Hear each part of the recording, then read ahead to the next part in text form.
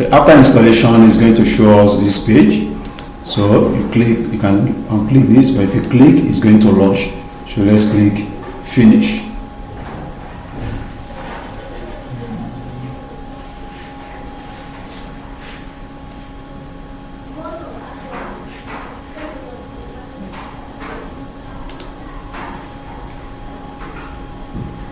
Okay.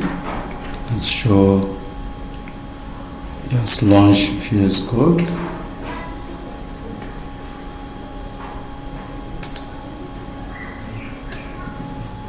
Let's show VSCode.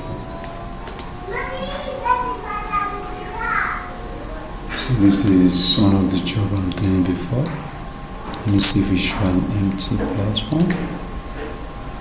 Okay, let me have just a minute.